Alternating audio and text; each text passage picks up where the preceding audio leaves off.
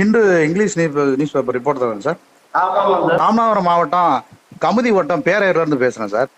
இதுல state first எடுத்தாங்கல்ல ஒரு பாப்பா. ஆமாம் சார். தேவேந்திரகுல வேளாளர் அப்படின்னு சொல்லி பாரத பிரதமரே ஒவ்வொரு மேடையில வந்து பேசியிருக்காரு. பட்ஜெட்ல வந்து தேவேந்திரகுல வேளாளர் அப்படின்னு சொல்லிட்டு எங்களுக்கு கொடுத்துருக்காங்க. நீங்க தலித்துங்கிற ஒரு வார்த்தையை எப்படி நீங்க மென்ஷன் பண்ணி அந்த சமூகத்தை எப்படி அசிங்கப்படுத்தி ஒரு சூழ்நிலையை உருவாக்கி வச்சிருக்கீங்க? வந்து தேவேந்திரகுல சமூகத்தை வந்து தலித்துன்னு நீங்க எப்படி வந்து முத்திர குத்துவீங்க? அதை யாரு அனுமதிக்கிறது சொல்லுங்க. நம்ம என்ன இதுங்கிற கெஜெட்டே கிடையாது. எங்க சொல்லுங்க, தலித்துன்னு ஒரு அந்த நேம் எடுத்து சொல்லுங்க பாப்போம்.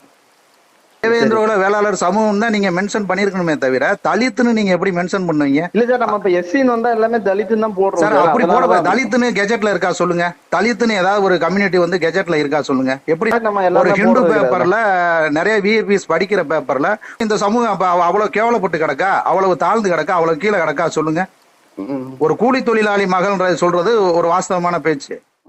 அது என்ன சார்? அது வன்மை. அது என்ன சார்? அதை ஏன் சார் அப்படி பண்றீங்க? தலித்து பெண்ணுன்னு எப்படி சார் நீங்க காட்டுவீங்க? அதை நான் எந்த முறையில நான் எடுத்துக்கிறது சொல்லுங்க. தலித்துங்கிறது கெஜெட்லே கிடையாது. ஏதோ ஒரு நாதாரி, ஏதோ ஒரு பன்னாட அரசியல்வாதி எவனாவது ஒருத்தன் தலித்துன்னு பேசினானா அதுக்காக எல்லாம் நாங்க வந்து இதுல வந்து வழிகாட்டிட்டு நிக்க முடியாது சார். இந்த தேவேந்திரகுல வேளாளர் சமூகங்கிறது எஸ்சி பட்டியல்ல இருக்க வேண்டிய சமூகம் இல்ல சார். இன்னைக்கு நாங்க வந்து பட்டியல் வெளியேற்றத்துக்காக இன்னைக்கும் போராடிக்கிட்டு இருக்கோம். ஒவ்வொரு கவர்மெண்ட்டையும், தமிழ்நாடு கவர்மெண்ட், சென்ட்ரல் கவர்மெண்ட் நாங்க போராடிக்கிட்டு இருக்கோம். அப்படிங்கும்போது திரும்ப எங்களை வந்து அந்த தலித் வட்டத்துக்குள்ளே கொண்டு வராதீங்க. தலித்துங்கிற ஒரு வார்த்தை கிடையாது சார் நம்ம இதுல.